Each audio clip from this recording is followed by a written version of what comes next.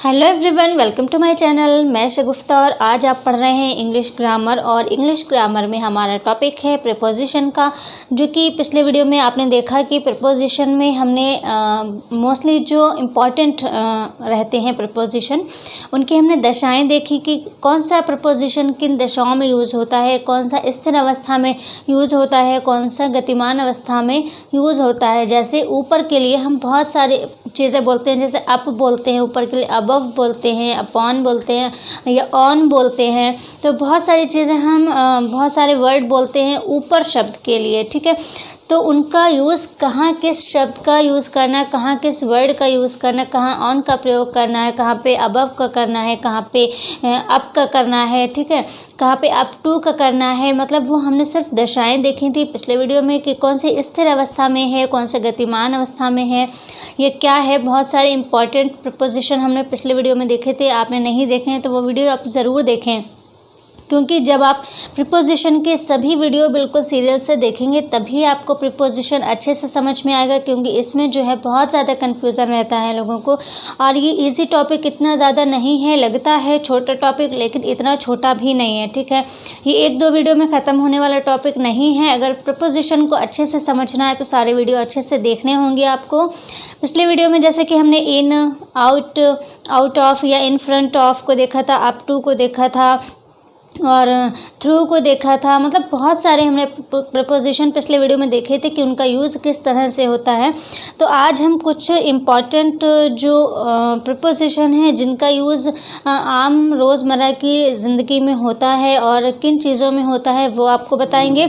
साथ ही टिल और एंटिल जो एक प्रपोजिशन है, टिल और एंटिल, जिसको लेकर बहुत ज़्यादा कन्फ्यूज़न लोगों को रहता है कि टिल कहाँ पे लगेगा, एंटिल कहाँ पर लगेगा, या फिर टिल और एंटिल में क्या अंतर है, दोनों में क्या फ़र्क है। तो वो सारी चीज़ें आज के वीडियो में आपकी जो है क्लियर हो जाएंगी, सारे कन्फ्यूज़न दूर हो जाएंगे।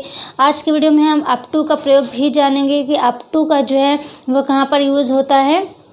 तो कुल मिलाकर सबसे पहले तो मैं आपको इन, ऑन, ठीक है, और ओवर, इनका जो है ओवर का तो पिछले वीडियो में आपको क्लियर सारी चीज़ें कर दी थी। इन और ऑन का, ठीक है, कुछ डेली यूजेस की चीज़ें जो हमारे आसपास हैं, जैसे कि दिनांक है तो मतलब डेट है, तो इसमें इस तरह की चीज़ों में इन और ऑन का प्रयोग कहाँ कहाँ होता है वो सबसे पहले बता देते हैं, क्योंकि इन और ऑन में भी बहुत ज़्यादा कन्फ्यूज़न होता है जबकि सिंपल वर्ड है, ठीक है। तो सबसे पहले तो हम इन और ऑन के बारे में आपको बताते हैं कि कौन सा चीज़ कहाँ पर लगती है। उसके बाद हम प्रपोजिशन को हर वीडियो में 2 से 3 प्रपोजिशन को क्लियर करेंगे। तो आज की वीडियो में सबसे पहले तो हम इन और ऑन की बात करेंगे कि वो कहाँ किन किन चीज़ों के साथ और कितनी चीज़ों के साथ यूज़ हो सकते हैं। उसके बाद हमारा आज का जो प्रपोजिशन रहेगा जिस पर हम बात करेंगे वो है टिल, एंटिल, बाय और अप टू, ठीक है। 4 प्रपोजिशन पर हम आज बात करेंगे, टिल, अनटिल, बाय और अप टू, जिसका जो है टिल और अनटिल में बहुत ज़्यादा जिसमें कन्फ्यूज़न होता है लोगों को, तो वो भी आपका सारा डाउट जो है, सारा कन्फ्यूज़न क्लियर हो जाएगा। वीडियो बड़ा हो सकता है, ठीक है, इतनी छोटा वीडियो नहीं होगा, वीडियो बड़ा हो सकता है। धैर्यपूर्वक वीडियो को देखें। इंग्लिश आपको बहुत ईजी लगेगी अगर आप वीडियो में बिल्कुल बने रहेंगे और 1 सेकंड के लिए भी आपको वीडियो से स्किप नहीं होना है।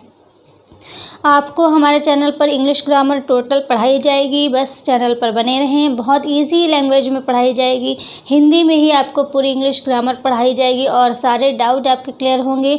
और जो चीज़ें आपको कभी याद नहीं होती या याद करने में मुश्किल होती है, उनको हम याद करने का तरीका भी आपको बताएंगे कि किस तरह से आपको याद करना है।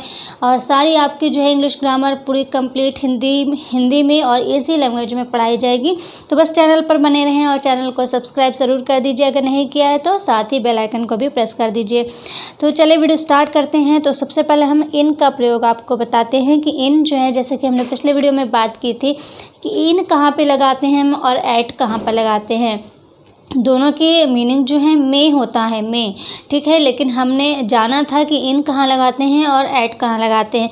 तो अब हम ये देखते हैं कि इन कितनी चीज़ों के साथ हम लगाते हैं। तो देखें, जो मंथ होते हैं और ईयर होते हैं, मंथ और ईयर में भी हम इनका प्रयोग करते हैं। किसी समय की अवधि का अंत बताने के लिए भी हम इनका प्रयोग करते हैं, एट का नहीं करते। ठीक है।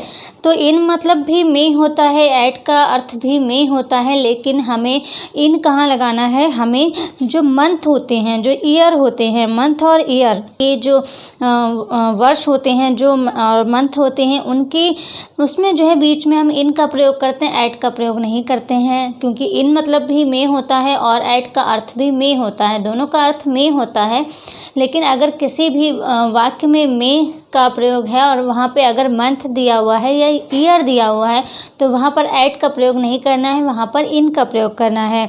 इसी तरह से किसी समय की अवधि का अंत बताने के लिए भी हम इन का प्रयोग करेंगे, एट का प्रयोग नहीं करेंगे। किसी भी समय अवधि का अंत बताने के लिए एट का प्रयोग नहीं करेंगे, इन का प्रयोग करेंगे। जैसे I will complete my work in 3 days, यानी मैं अपना काम जो हूँ 3 दिन में ख़त्म कर लूँगा, मैं अपना काम 3 दिन में कंप्लीट कर लूँगा। यानी क्या बताया जा रहा है यहाँ पर, 3 दिन में कंप्लीट कर लूँगा। किसी भी समय की अवधि बताई जा रही है, उसका अंत बताया जा रहा है कि काम जो है 3 दिन में कंप्लीट हो जाएगा। तो यहाँ पर भी हम इन का प्रयोग करेंगे, ना कि एट का प्रयोग करेंगे, ठीक है। जबकि दोनों के मीनिंग क्या होते हैं, में, लेकिन यहाँ पर हम एट का प्रयोग नहीं करेंगे। तो याद क्या रखना है आपको, याद बस इतना रखना है कि इनका प्रयोग महीने और सन और किसी भी समय की अवधि का अंत बताने के लिए, जैसे 2 days या 3 days, 4 days या 15 days या 1 year, 2 year, इस तरह से जो अवधि होती है, समय अवधि, उसमें भी हम इनका प्रयोग करते हैं। मंथ और ईयर में भी हम इनका प्रयोग करते हैं। इनटू का प्रयोग हम कहाँ करते हैं, इनटू का अस्थिर चीज़ों के लिए करते हैं, जैसे कि पिछले वीडियो में आपको बताया हुआ है। तो पिछला वीडियो आपने अगर नहीं देखा तो वो वीडियो तो आपको देखना बहुत ज़्यादा ज़रूरी है, क्योंकि वो वीडियो आप देखेंगे तभी आप अच्छे से इन, एट और ऑन टू का प्रयोग समझ पाएंगे, ठीक है। फिर हमारा नेक्स्ट जो प्रीपोजिशन है ऑन, वो कितनी चीज़ों के लिए यूज़ होता है ऑन। जैसे कि पिछले वीडियो में आपने देखा था, ऑन का प्रयोग वहाँ होता है जो स्थिर चीज़ों के लिए, और क्या है कि जो हमारा सरफेस होता है, जो भी सतह होती है, उसको टच करती हुई जो चीज़ें अगर ऊपर हैं तो उनके लिए ऑन का प्रयोग करेंगे, और अगर टच करती हुई नहीं हैं तो हम वहाँ पर अबव का प्रयोग करते हैं, ठीक है। सतह को टच करती हुई चीज़ ऊपर रखी है तो वहाँ पे ऑन का प्रयोग करते हैं, और सतह को टच करती हुई ऊपर कोई चीज़ नहीं रखी है तो हम वहाँ पर अबव का प्रयोग करते हैं। ये सारी चीज़ें आपको पिछले वीडियो में क्लियर कराई जा चुकी हैं। तो ऑन किन किन चीज़ों के साथ लगता है वो भी आप देख लें। दिनों के नाम के साथ ऑन लगता है, ठीक है। दिनों के नाम के साथ इन नहीं लगेगा। हमने पहले क्या बताया है कि मंथ और ईयर में जो है इन का प्रयोग होगा, किसी समय की अवधि का अंत बताने के लिए इनका प्रयोग होगा, लेकिन दिनों के नाम के साथ नहीं होगा इनका प्रयोग, ठीक है। दिनों के नाम के साथ हमेशा ऑन का प्रयोग होगा, ना कि इनका, ठीक है। मंथ और ईयर में होगा, लेकिन दिनों के नाम के साथ, जैसे मंडे, संडे, ठीक है, या ट्यूसडे, इनमें जो है ऑन का प्रयोग होगा, तो दिनों के नाम के साथ ऑन का प्रयोग होगा। जैसे Ram will come here on next Monday, ठीक है। Ram will come here on next Monday, यानी राम जो है यहाँ आएगा, कब आएगा, नेक्स्ट मंडे को यहाँ आएगा, ठीक है। तो मंडे यहाँ पर आया यानी दिनों के नाम आए, तो दिनों के नाम के साथ जो है ऑन का प्रयोग करेंगे। और क्या है, the pain on the table, यहाँ पर देखें जैसे कि पिछले वीडियो में बताया है, सतह को टच करती हुई स्थिर चीज़ों के लिए भी ऑन का प्रयोग करते हैं। तो आपको पता है तिथियों के नाम के साथ ऑन का प्रयोग करेंगे, ठीक है। तिथियाँ मतलब कोई भी तारीख, ठीक है, कोई भी तारीख लिखी जाएगी। अगर किसी भी सेंटेंस में कोई डेट दी हुई है और वहाँ पे अगर ऑन नहीं लगा है, अबव या अप लिख दिया है, या फिर अबव लिख दिया है, या अप टू लिख दिया है, ऐसा कुछ लिख दिया है, तो समझ लीजिए वो वाक्य अशुद्ध है। अगर वहाँ पे अशुद्ध वाक्य आपसे ढूंढने के लिए बोला गया है, आपसे अशुद्ध वाक्य फाइंड करने के लिए पूछा गया है, तो आप बिल्कुल बेझिझक उसी को टिक कर दीजिए। इसका मतलब वो गलत होगा, अशुद्ध होगा, क्योंकि तिथियों के नाम के साथ हमेशा क्या आता है, ऑन आता है, ठीक है। तिथियों के नाम के साथ ना तो एट आएगा, ना ही अबव आएगा, ना ही अप आएगा, ठीक है, ना ही अप टू आएगा, ऑन आएगा तिथियों के नाम के साथ। जब भी कोई डेट लिखी हुई हो, कोई भी डेट लिखी हो, 6 सितंबर है जैसे आज, तो इस तरह से अगर किसी वाक्य में कोई भी तिथि या डेट लिखी हुई है तो वहाँ पे हमेशा ऑन प्रीपोजिशन का प्रयोग होगा। और अगर उसके अलावा कुछ और प्रीपोजिशन लिखा है तो समझ लीजिए वो क्या है, सेंटेंस अशुद्ध है। इसके अलावा इलेक्ट्रॉनिक चीज़ें जो होती हैं, इलेक्ट्रॉनिक वस्तुएं, कोई भी इलेक्ट्रॉनिक वस्तुएं होती हैं उनके साथ भी ऑन लगता है, किसी टॉपिक से पहले ऑन लगता है। कोई भी टॉपिक, ठीक है, जब कोई टॉपिक आए तो उस टॉपिक से पहले जो है ऑन का प्रयोग करते हैं, कोई तिथि से पहले ऑन का प्रयोग करते हैं और इलेक्ट्रॉनिक वस्तुओं से पहले ऑन का प्रयोग करते हैं। दिनों के नाम के साथ भी ऑन का प्रयोग करते हैं। तो इतनी चीज़ों के साथ हम ऑन का प्रयोग करते हैं। अब देखिए ऑन टू का प्रयोग हमने आपको पिछले वीडियो में बताया हुआ है, एक बार फिर से समझ लीजिए। ऑन टू जो है तेज़ या झटके से किए गए मूवमेंट के लिए जो है ऑन टू का प्रयोग करते हैं। जैसे कोई चीज़ किसी चीज़ पर गति के साथ जब ऊपर आती है, अस्थिर चीज़ और गति के साथ जब ऊपर आती है तो वहाँ पे ऑन टू का प्रयोग करते हैं। या इसको ये मान लीजिए कि झटके के साथ या तेज़ी से, झटके के साथ या गति के साथ आप इसको कह सकते हैं। जब कोई, जैसे कोई बिल्ली है मेज़ के ऊपर आ रही है, तो मेज़ के ऊपर आ रही है वो, तो गति के साथ आ रही है, तो वहाँ पे हम ऑन टू का प्रयोग करेंगे, ठीक है। तो ये तो आपको पिछले वीडियो में भी क्लियर हो चुका है। अबव जो है अबव का बताया हुआ है, कहाँ पर अबव लगता है। अत्यधिक ऊंचाई के लिए अबव का प्रयोग करते हैं, जो कि सतह से टच करती हुई चीज़ें ना हो। ओवर का हम कहाँ पे करते हैं यूज़? ओवर जब कोई संज्ञा दूसरी संज्ञा के ऊपर तो हो लेकिन संपर्क में ना हो, तो वहाँ पे हम ओवर का प्रयोग करते हैं ठीक है। जबकि इन सभी के अर्थ क्या है? ऊपर। लेकिन हम ओवर का प्रयोग कहाँ करेंगे? जब कोई संज्ञा, मतलब एक संज्ञा दूसरी संज्ञा के ऊपर तो हो लेकिन संपर्क में ना हो, तो हम वहाँ पे करते हैं ओवर का प्रयोग। और चीज़ें क्या है? गतिमान होनी चाहिए, ये एक शर्त है। चीज़ें गतिमान होनी चाहिए, संज्ञा होनी चाहिए। एक संज्ञा के ऊपर दूसरी संज्ञा अगर है और लेकिन वो टच में, संपर्क में नहीं है और गतिमान है, तो वहाँ पर हम ओवर का प्रयोग करेंगे, ओवर प्रपोजिशन का प्रयोग करेंगे। जैसे the bird were flying over the tree, the bird were flying over the tree. तो हम यहाँ पर ओवर का प्रयोग करेंगे। यहाँ पर बर्ड है यानी चिड़िया है, ट्री है, ठीक है, ट्री है, चिड़िया है, दो चीज़ें हैं हमारी, दोनों क्या है? ट्री के ऊपर है चिड़िया लेकिन सतह यानी उससे संपर्क में नहीं है, टच करती हुई नहीं है, पेड़ के ऊपर उड़ रही हैं, ठीक है। तो यहाँ पर हम करेंगे ओवर का प्रयोग। ओवर का प्रयोग हमेशा उस जगह पे होगा कि चीज़ें गतिमान हो, दो संज्ञाएं होना चाहिए, यानी कि दो नाउन होने चाहिए। चाहे वो नाउन कोई से भी हो सकते हैं, ये कोई शर्त नहीं है। प्रॉपर नाउन हो सकता है, कॉमन नाउन हो सकता है, मतलब शर्त ये है कि दो नाउन होने चाहिए। नाउन कोई से भी हो सकते हैं। तो वहाँ पर अगर कोई दो नाउन हैं और दोनों नाउन ऐसे हैं कि एक नाउन के ऊपर दूसरा नाउन आ रहा है और लेकिन वो संपर्क में नहीं है और गतिशील है, तो वहाँ पर ओवर प्रपोजिशन का प्रयोग होगा। आई थिंक आप समझ गए होंगे। अब देखते हैं हम टिल और अनटिल, और हम बाय और अप टू को समझेंगे। ये सभी क्या है? प्रीपोजिशन है। तो सबसे पहले कन्फ्यूज़न वाली चीज़ देख लेते हैं। कन्फ्यूज़न वाली चीज़ ये है कि टिल और अनटिल दोनों का अर्थ क्या होता है। पहले तो हम मीनिंग देख लेते हैं, दोनों का अर्थ क्या होता है, ठीक है। तो सबसे पहले ये जान लीजिए, टिल और अनटिल दोनों का प्रयोग प्रीपोजिशन और कंजक्शन दोनों में होता है। जब आप कंजक्शन पढ़ेंगे, अभी तो आप प्रीपोजिशन पढ़ रहे हैं, जब आपको कंजक्शन पढ़ाऊंगी तब आप देखेंगे कि कंजक्शन में भी टिल और अनटिल का यूज़ होता है। तो टिल और अनटिल का यूज़ जो है वो एज अ प्रीपोजिशन भी होता है और एज अ कंजक्शन भी होता है। तो आप मीनिंग देख लीजिए कि टिल और अनटिल का जो मीनिंग है, यानी उनका जो अर्थ है, वो प्रीपोजिशन में क्या है और कंजक्शन में क्या है। क्योंकि कई बार ऐसा हो सकता है कि आप कहीं पर लिखे हुए देख लें कि अनटिल का जो मतलब है वो जब तक होता है, और मैं आपको बताऊंगी कि अनटिल का अर्थ होता है तक, और आप कहीं पर लिखे हुए देख लें जब तक, तो आप यही कहोगे कि मैम ने बोला था कि अनटिल का मतलब तक होता है और यहाँ पर तो जब तक लिखा है। तो क्या गलत बताया था? गलत नहीं बताया था। प्रीपोजिशन में अनटिल का अर्थ होता है तक, लेकिन कंजक्शन में अनटिल का अर्थ होता है जब तक, और तक दोनों होते हैं, ठीक है। अनटिल का अर्थ तक होता है प्रीपोजिशन में, और कंजक्शन में तक और जब तक दोनों हो सकते हैं, ठीक है। और टिल का जो अर्थ है वो दोनों में सेम होता है, चाहे वो प्रीपोजिशन हो चाहे कंजक्शन हो, टिल का अर्थ दोनों में सेम होता है और दोनों का अर्थ होता है तक। टिल का अर्थ होता है तक, चाहे वो प्रीपोजिशन हो चाहे कंजक्शन हो।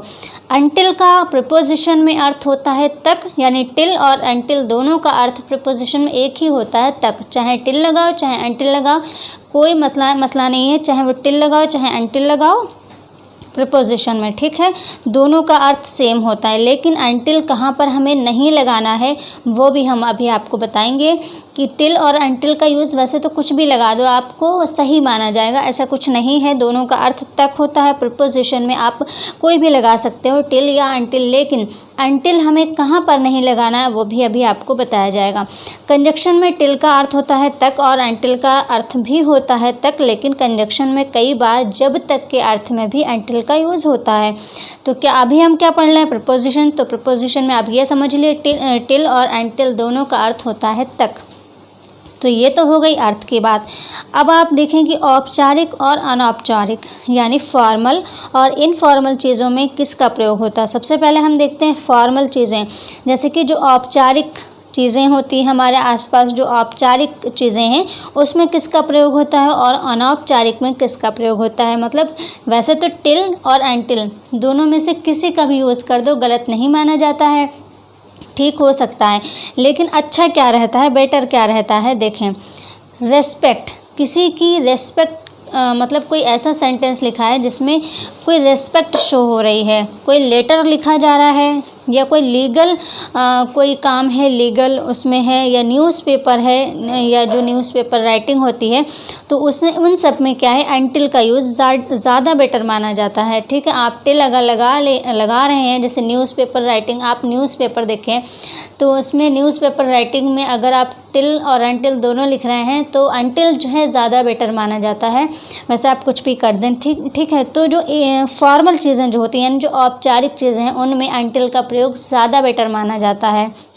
जैसे रेस्पेक्ट, लेटर, लीगल या न्यूज़पेपर राइटिंग में आप जो है अनटिल का प्रयोग करें तो ज़्यादा बेटर माना जाता है टिल से, ठीक है। तो अनटिल का यूज़ ज़्यादा बेटर माना जाता है। टिल का प्रयोग कहाँ पर करते हैं लोग, टिल का प्रयोग परिवार दोस्तों के साथ जो आपसी बातचीत होती है उसमें हम टिल का यूज़ कर सकते हैं। जैसे नहीं आपस में इनफॉर्मल तरीके से जो आपस में हम लोग बात करते हैं अपने दोस्तों से, परिवार में, उसमें हम टिल का प्रयोग कर सकते हैं। फ़िलहाल यूज़ दोनों का होता है और हो सकता है एज अ प्रीपोजिशन, ठीक है। हम यहाँ पर प्रीपोजिशन की बात कर रहे हैं। तो एज अ प्रीपोजिशन जो है, चाहे वो टिल हो चाहे अनटिल, दोनों सेम है, ऐसे कोई वो नहीं है कि गलत नहीं होगा, टिल लगाओ चाहे अनटिल लगाओ, बस ज़्यादा बेटर होता है कि हम फॉर्मल चीज़ों में अनटिल का प्रयोग करें और इनफॉर्मल चीज़ों में हम टिल का प्रयोग करें तो ज़्यादा बेटर होगा, ठीक है। फिर देखें कि टिल और अनटिल जो हैं, टिल और अनटिल दोनों का अर्थ होता है तक। दोनों का जो प्रयोग है वो निश्चित समय यानी फिक्स टाइम के लिए होता है। टिल और अनटिल किसको दर्शाता है, एक टाइम को दर्शाता है, एक फिक्स निश्चित टाइम को दर्शाता है टिल और अनटिल। लेकिन हमेशा ध्यान रखें कि नेगेटिव जो वाक्य होंगे, नेगेटिव जो चीज़ें होती, नेगेटिव सेंटेंस जो हैं जिनमें नॉट या नो लगा हुआ है, उसके साथ में हम अनटिल का प्रयोग नहीं करेंगे। ये बहुत ध्यान रखना है आपको कि अगर कोई भी अगर अशुद्धि ढूंढने को आपको दी जा रही है एग्जाम्स में कि 4 ऑप्शन, उनमें से अशुद्ध वाक्य का चयन कीजिए। 4 ऑप्शन दिए हैं, उनमें आपको एक जो है नेगेटिव दे दें, एक सेंटेंस नेगेटिव दे दें, यानी नेगेटिव सेंटेंस दे दें जिसमें नॉट का प्रयोग हो रहा हो और इसमें बीच में अनटिल अगर लगा है तो समझ जाइए आप कि यही एक वाक्य है जो अशुद्ध है और वही सही आंसर होगा। क्यों, देखिए, अनटिल, टिल और अनटिल, अन का मतलब ही होता है रहित यानी नहीं, और साथ में उसमें नॉट भी लगा हो तो 2 बार तो नहीं ऐसा नहीं लिखा होगा सेंटेंस में, तो या तो नॉट लगाओ या अन लगाओ टिल के साथ में, ठीक है। तो एक ही चीज़ लगेगी वहाँ पर। इसका मतलब ये है कि नेगेटिव वाक्यों में कभी भी अनटिल का यूज़ नहीं होता है, ठीक है। बहुत अच्छे से इस चीज़ को ध्यान रखना है कि अगर 4 ऑप्शन दिए हैं उनमें से एक अशुद्ध वाक्य का चयन करने को कहा जा रहा है और उसमें जो है एक सेंटेंस नेगेटिव है और उसके साथ में अनटिल भी लगा है, तो समझ जाइए वही आंसर होगा और वही अशुद्ध वाक्य होगा, क्योंकि कभी भी नॉट के साथ में अनटिल का यूज़ नहीं होगा। किसी वाक्य में अगर नॉट, नो, डिड नॉट इस तरह से है और उसके साथ में अनटिल लगा है तो समझ जाइए वो गलत है। अनटिल कभी भी नेगेटिव वाक्यों में अनटिल नहीं यूज़ होता है, टिल का यूज़ होगा, ठीक है, अनटिल का नहीं होगा, ठीक है। तो अब देखिए, टिल और अनटिल का यूज़ हमेशा फिक्स टाइम के लिए होता है, किसी निश्चित समय के लिए होता है। जैसे उसने 5 बजे तक काम किया, उसने 5 बजे तक काम किया, तक, है ना। तक मतलब टिल या अंटिल का यूज़ होगा। तो क्या है, टिल या अंटिल क्या लगेगा यहाँ पर, तो उसने 5 बजे तक काम किया, यानी एक निश्चित टाइम को दर्शा रहा है ये। तो शी वर्क टिल या अंटिल 5 o'clock। यहाँ पर आप टिल भी लगा सकते हैं, अंटिल भी लगा सकते हैं, ऐसा कुछ नहीं है कि टिल लगाएं या अंटिल लगाएं, कुछ भी लगा सकते हैं, ठीक है। उसने 5 बजे तक काम किया, शी वर्क अंटिल 5 o'clock या टिल 5 o'clock, ठीक है। तो कुछ भी लगा दीजिए आप, यहाँ पर लग जाएगा, ठीक है। उसने 5 बजे तक काम किया, क्योंकि ये प्रीपोजिशन है और प्रीपोजिशन में आप टिल और अंटिल कुछ भी लगा सकते हैं। बस ध्यान ये रखना है कि निगेटिव नहीं होना चाहिए सेंटेंस, ठीक है। नेक्स्ट एग्जाम्पल देखें, तुम सुबह तक सो सकते हो, तुम सुबह तक सो सकते हो, इसमें भी तक आया ना। You can sleep until morning या you can sleep till morning, till या अनटिल कुछ भी लगा सकते हैं। You can sleep until morning या टिल मॉर्निंग, ठीक है। तो यहाँ पर जैसे कि आपने देखा टिल और अनटिल हम दोनों लगा सकते हैं, ऐसा कोई नहीं है कुछ कि हम टिल ही लगाएं या अनटिल ही लगाएं। बस नेगेटिव सेंटेंस का ध्यान रखें, उसमें हमें अनटिल का यूज़ नहीं करना है, बाकी ऐसा कुछ नहीं है। टिल और अनटिल का यूज़ जो है फिक्स और फिक्स जो है या निश्चित टाइम के लिए ही होता है। तो आप बस सेंटेंस देख लें, उसमें अगर किसी टाइम को दर्शाया जा रहा है, किसी फिक्स या निश्चित समय को दर्शाया जा रहा है, तो वहाँ पे टिल और अनटिल प्रपोजिशन का यूज़ होगा। जैसे अगर आपको कोई ब्लैंक दे दिया है, कोई स्थान जो है फिल करना है आपको, वो ब्लैंक दे दिया हुआ है और आगे चार प्रपोजिशन दे दिए गए हैं कि इनमें से कौन सा प्रपोजिशन इस ब्लैंक जगह पर आएगा, इस खाली स्थान पर भरा जाएगा। तो आप देख लीजिए, अगर उसमें जो है किसी समय को दर्शाया जा रहा है, किसी निश्चित समय को दर्शाया जा रहा है, तो वहाँ पर टिल या अनटिल का यूज़ होगा। बस वो निगेटिव नहीं होना चाहिए। निगेटिव है तो टिल लगेगा और निगेटिव नहीं है तो टिल अनटिल कुछ भी, लेकिन अगर निगेटिव है तो सिर्फ टिल लगेगा, अनटिल नहीं लगेगा। और अब हम देखते हैं बाय और अप टू। टिल और अनटिल आई थिंक क्लियर हो गया होगा। अर्थ क्या है, दोनों का अर्थ तक होता है, चाहे वो टिल लगाओ चाहे अनटिल लगाओ, कोई प्रॉब्लम नहीं है प्रीपोजिशन में, ठीक है। और टिल और अनटिल जो है एक निश्चित समय को दर्शाते हैं, कोई भी निश्चित फिक्स टाइम के लिए टिल या अनटिल का यूज़ किया जाता है। बस नेगेटिव वाक्यों में आपको जो है अनटिल का यूज़ नहीं करना है। बाकी बेटर क्या रहता है वो तो आप देख चुके हैं। फॉर्मल चीज़ों में जैसे रिस्पेक्ट है, लेटर राइटिंग है, न्यूज़पेपर राइटिंग है या लीगल जो काम होते हैं, उनसे पहले आप अगर अनटिल का यूज़ करेंगे तो ज़्यादा बेटर माना जाता है टिल से। और इनफॉर्मल चीज़ों में जैसे आपसी दोस्तों में, परिवार में जो आपसी बातचीत होती है, उनमें हम जो है टिल का यूज़ कर सकते हैं एज अ प्रीपोजिशन, ठीक है। तो और जो एक चीज़ आप ध्यान रखिए कंजक्शन में, अभी तो फ़िलहाल कंजक्शन नहीं पढ़ रहे हैं, लेकिन फिर भी यहाँ पर टिल अनटिल की बात हो रही है, तो क्लियर ही कर लीजिए पूरा कंसेप्ट टिल और अनटिल का। तो टिल और अनटिल जो है कंजक्शन में कभी भी टिल का यूज़ सेंटेंस के शुरुआत में नहीं होगा, ये चीज़ ध्यान रखें।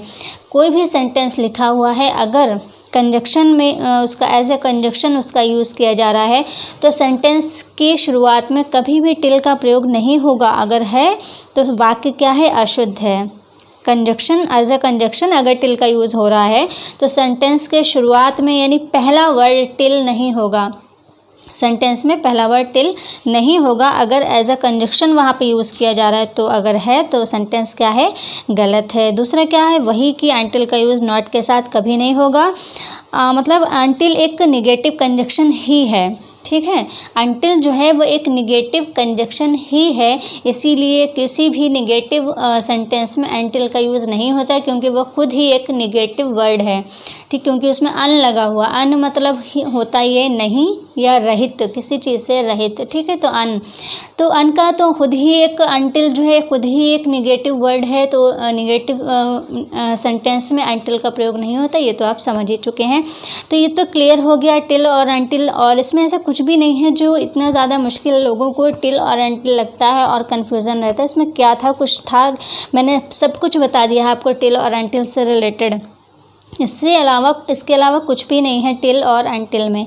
बस इतना ही है कि वह समय को दर्शाता है, एक निश्चित समय को, ठीक है। और क्या है कि निगेटिव वाक्यों में अनटिल का प्रयोग नहीं होगा। बाकी सारी चीज़ें आपको बता ही दी हैं। अब देखते हैं बाय का यूज़, BY। बाय का यूज़ हम कहाँ करते हैं, ठीक है। तो ध्यान दें कि जब कोई काम कोई काम जो किसी ख़ास वक्त या उससे पहले होगा, इसमें किसी काम अभी कोई भी काम जो है मतलब हो नहीं रहा होता है, ठीक है। बाई का प्रयोग कहाँ होगा, कोई काम अभी हो नहीं रहा है लेकिन एक पॉइंट पर आएगा या एक टाइम ऐसा आएगा जब वो काम होगा या होना है, तो वहाँ पर लगेगा बाई। मतलब कोई काम हो नहीं रहा है, अगर कोई काम हो रहा है तो वहाँ पे बाई का प्रयोग नहीं होगा। कोई काम अभी तो नहीं हो रहा है लेकिन कोई एक वक्त आएगा, कोई एक पॉइंट आएगा, कोई एक टाइम ऐसा आएगा जब वो काम होगा या उस काम को होना है, तो वहाँ पर लगेगा बाई, ठीक है। उससे पहले अगर कोई काम हो रहा है मतलब लगातार हो रहा है, तो वहाँ पर बाई का प्रयोग नहीं होगा। कोई काम अभी नहीं हो रहा है लेकिन होगा, कोई एक टाइम आएगा जब वो काम होगा, तो वहाँ पर बाई का यूज़ होता है। जैसे मुझे ये काम 10 बजे तक पूरा चाहिए, मतलब किसी ने कहा है कि मुझे ये काम 10 बजे तक पूरा चाहिए, मतलब अभी नहीं हो रहा है वो काम, कोई भी काम अभी नहीं हो रहा है। उसने इंस्ट्रक्शन दिया है कि उसको ये काम जो है 10 बजे तक पूरा चाहिए, ठीक है। तो 10 बजे मतलब 10 बजे तक एक ये पॉइंट है, एक ये टाइम है जब उसको काम चाहिए, मतलब वो एक पॉइंट पर आकर यहाँ पर काम को होना दर्शाया जा रहा है। इस टाइम फ़िलहाल काम नहीं होना पाया जा रहा है, तो यहाँ पर बाय का यूज़ होगा। जैसे उसने क्या बोला, मुझे ये काम 10 बजे तक पूरा चाहिए, तो क्या बनेगा इसका, I want this work done by 10 o'clock। तो यहाँ पर बाय का प्रयोग होगा समय से पहले। ध्यान रखना है कि समय से पहले बाई का प्रयोग होगा। और कब होता है, जब कोई काम अभी तो नहीं हो रहा हो लेकिन किसी निश्चित टाइम या किसी पॉइंट पर आकर वो काम होगा या होना है, तो वहाँ पर बाई का प्रयोग होगा। और बाई में ऐसा कुछ भी नहीं है कन्फ्यूज़न वाला कि बाई को आप ना समझ पाएँ, तो बाई का प्रयोग एज अ प्रीपोजिशन, ठीक है, कुछ भी नहीं है, एज अ प्रीपोजिशन बाई का यूज़ बहुत सिंपल है, बहुत आसान है। बस सेंटेंस को आप देखें कि उसमें जो है कोई भी काम अभी ना होकर किसी एक निश्चित टाइम पर कोई एक पॉइंट आएगा जब वो काम होगा या होना है, तो वहाँ पर हम करते हैं बाय का यूज़। जैसे आपने देख लिया, I want this work done by 10 o'clock, तो यहाँ पर समय से पहले बाय का प्रयोग हो जाएगा। तो बाय का प्रयोग एज अ प्रीपोजिशन कुछ भी नहीं है, सिंपल है, ठीक है। हम जब एक्टिव पैसिव पढ़ते हैं वहाँ पर बाय का प्रयोग क्या है, वो आपको जब एक्टिव पैसिव पढ़ेंगे तो वहाँ पर आपको बताएंगे। अब हम देखते हैं हमारा नेक्स्ट प्रीपोजिशन जो कि है अप टू। चले अब हम देखते हैं अप टू का हमें यूज़ कहाँ करना है, जो कि अप टू भी एक प्रीपोजिशन है। और अप टू का यूज़ हमें कहाँ करना है, अप टू का अर्थ भी होता है तक, क्योंकि आज हम सभी जो प्रीपोजिशन आज हम क्लियर कर रहे हैं, जैसे टिल, अनटिल, बाय और अप टू, सभी का अर्थ होता है ए प्रीपोजिशन में तक। एज अ प्रीपोजिशन अगर हम इसका यूज़ कर रहे हैं तो इसका अर्थ होता है तक, ठीक है। तो तक वाले आज हम सब देख रहे हैं। तो आज 4 देखेंगे हम, तो टिल और अनटिल, बाय और अप टू, ये लास्ट है, ठीक है। तो अप टू इसका भी अर्थ होता है तक, और इसका यूज़ हम कहाँ करते हैं, इसका यूज़ हम 3 चीज़ों में करते हैं, मतलब 3 शर्तों में या 3 चीज़ों में हम इसका यूज़ करते हैं अप टू का, और इसके अलावा अप टू का यूज़ कहीं नहीं होता। तो सबसे पहला क्या है, डिस्टेंस, प्लेस और टाइम। मतलब पहली कैटेगरी में ये आता है डिस्टेंस, प्लेस और टाइम। यानी डिस्टेंस मतलब होता है जैसे कोई दूरी होती है, डिस्टेंस कोई दूरी, डिस्टेंस कहते हैं ना, इतना डिस्टेंस है वहाँ का, तो मतलब कोई दूरी, कोई जगह यानी प्लेस, कोई टाइम यानी कि समय। तो समय, जगह और कोई दूरी से पहले जो है अप टू का यूज़ करते हैं। यहाँ पर तक के अर्थ में ये इसका यूज़ होता है। तो 3 कैटेगरी में जो है अप टू का यूज़ होता है, डिस्टेंस, प्लेस और टाइम। 3 जो है ये चीज़ें हैं जिनमें अप टू का यूज़ होता है। दूसरी कैटेगरी क्या है, चॉइस, जहाँ पर किसी सेंटेंस में चॉइस को दर्शाया जा रहा हो, किसी की पसंद नापसंद को दर्शाया जा रहा हो, वहाँ पर हम अप टू का यूज़ करते हैं। तीसरी कैटेगरी है, तीसरी शर्त ये है, तीसरी कंडीशन ये है कि फिट फॉर जो है यानी उपयुक्त, फिट फॉर यानी कि उपयुक्त, इसमें हम जो है अप टू का यूज़ करते हैं। तो 3 कंडीशन में हम अप टू का यूज़ करते हैं। पहला क्या बताया था, डिस्टेंस, प्लेस और टाइम। दूसरा है चॉइस, यानी कि पसंद नापसंद जो भी दर्शाया जा रहा हो सेंटेंस में, चॉइस। और फिट फॉर यानी कि उपयुक्त, ठीक है, उपयुक्त। तो इसके साथ में हम अप टू का यूज़ करते हैं। जैसे एग्जाम्पल देखते हैं, मैं 5 किलोमीटर तक दौड़ा, मैं 5 किलोमीटर तक दौड़ा। तो किलोमीटर, 5 किलोमीटर क्या है ये, 5 किलोमीटर क्या है, जैसे कि आप देखें, आप मैंने 3 कंडीशंस बताई थी। पहली कंडीशंस इसमें आ गई है, यानी कि यहाँ पे 5 किलोमीटर बताया जा रहा है, यानी डिस्टेंस बताया जा रहा है 5 किलोमीटर, ठीक है। तो यहाँ पर जो है दूरी है ये 5 किलोमीटर, तो यहाँ पर इसका मतलब किसका यूज़ होगा, अप टू का होगा। तो बहुत ही सिंपल है, अगर आप कंडीशन याद कर लें तो बहुत ही सिंपल है। ऐसा कुछ भी नहीं है कि आपको ट्रांसलेट करना नहीं आ रहा है और नहीं हो रहा है, तो ऐसा कुछ भी नहीं है। बस आपको ये 3 कंडीशन याद रखनी है अप टू की, चॉइस, फिट फॉर और प्लेस, टाइम, डिस्टेंस, ये 3 चीज़ें आपको ध्यान रखनी है। तो यहाँ पर हमारा जो पहला एग्जाम्पल है, तो मैं 5 किलोमीटर तक दौड़ा, इसमें दूरी का यूज़ हो रहा है, यानी कि जो है इसमें 5 किलोमीटर बताया जा रहा है। तो ये पहली कंडीशन में आता है, इसका मतलब यहाँ पे अप टू का यूज़ होगा। तो मैं 5 किलोमीटर तक दौड़ा, तो क्या इसको बोलेंगे, I run up to 5 kilometres, ठीक है। तो I run up to 5 kilometres, यानी मैं 5 किलोमीटर तक दौड़ा। तो ये क्या हो गया, इसका जो है अप टू लग गया यहाँ पे, क्योंकि ये हमारा पहली कंडीशन में आ रहा है। दूसरा हमारा एग्जाम्पल देखें, वह देहरादून तक गया। तो ये देखें दूसरी कंडीशन भी हमारी आ गई, वह देहरादून तक गया। तो देहरादून क्या है, एक प्लेस है, एक जगह है, ठीक है। तो ये भी हमारा पहली कंडीशन में आ गया। तो यहाँ पर भी यानी कि अप टू का यूज़ होगा, क्योंकि कंडीशन यहाँ पे पहली वाली आ रही है, प्लेस यहाँ पर बताया जा रहा है, और मैंने पहले ही बताया है कि प्लेस के साथ में अप टू का यूज़ होगा। तो वो देहरादून तक गया, तो he went up to Dehradun, he went up to Dehradun. अगर ऐसी कोई कंडीशन है कि वहाँ पे प्लेस, डिस्टेंस और टाइम बताया जा रहा है, लेकिन उसमें अप टू नहीं लगा है, इसका मतलब वो गलत सेंटेंस है, तो यहाँ पे अप टू लग जाएगा। फिर नेक्स्ट है, उसने 3 बजे तक टीवी देखी, उसने 3 बजे तक टीवी देखी। तो देखें यहाँ पर टाइम भी आ गया, आपने पहली कंडीशन के तीनों चीज़ें देख ली, यहाँ पर टाइम भी आ गया। उसने 3 बजे तक टीवी देखी, तो क्या कहेंगे, he watch TV up to 3 PM, ठीक है। He watched TV up to 3 PM, ठीक है। तो वॉच्ड मतलब थर्ड फॉर्म यहाँ पे लग गई। सेकंड या थर्ड फॉर्म किस तरह से याद करते हैं, उसके लिए भी मैं बहुत जल्दी आपको ट्रिक बताने वाली हूँ कि वर्ब की फॉर्में कैसे याद करें हम, इतने क्योंकि हज़ारों वर्ब्स हैं और उनकी फॉर्में हम किस तरह से उसको याद करें, उसकी बहुत अच्छी ट्रिक जल्दी बताने वाली हूँ मैं आप लोग को, जिससे आपको कुछ भी बिना याद करे हुए ही आपको सब कुछ याद हो जाएगा, ठीक है। तो बस चैनल पर बने रहें। और he watched TV up to 3 PM, तो ये भी आपकी हो गई कंडीशन पहली वाली। पहली कंडीशन में जो 3 चीज़ें हैं, तीनों आपकी यहाँ पे क्लियर हो गई। अब देखें हमारी दूसरी कंडीशन जो कि चॉइस है। अगर किसी सेंटेंस में चॉइस दर्शाई जा रही है, वहाँ पर भी अप टू का यूज़ होगा। जैसे किसी ने कहा, ये सब आप पर है, आप देख लीजिए, ठीक है। ये सब आप पर है, आप देख लीजिए। तो हम यहाँ पर चॉइस दर्शा रहे हैं, ठीक है। ये सब आप पर है, ठीक है, आपकी चॉइस है, मतलब यहाँ पर देखें सेंटेंस में चॉइस दर्शाई जा रही है, यानी कि पसंद नापसंद को यहाँ पर चॉइस जो है वो दर्शाई जा रही है। ये सब आप पर है, आपकी चॉइस है, ठीक है। ये सब आप पर है, आप देख लीजिए। तो इसका मतलब यहाँ पर चॉइस दर्शाई जा रही है, तो यहाँ पर भी अप टू का यूज़ होगा। जैसे इसका क्या बनेगा ट्रांसलेशन, ये सब आप पर है, आप देख लीजिए, मतलब it's all up to you, it's all up to you, up to लगेगा इसके साथ में, ठीक है। ये सब आप पर है, आप देख लीजिए। तो यहाँ पर चॉइस दर्शाई जा रही है, तो यहाँ पर भी अप टू का यूज़ होगा, it's all up to you, ठीक है। तो यहाँ पर अप टू का प्रयोग हमने चॉइस के लिए किया है। इसी तरह से आप सेंटेंस देखकर पता लगा सकते हैं, अगर आपने कंडीशन सारी याद कर ली।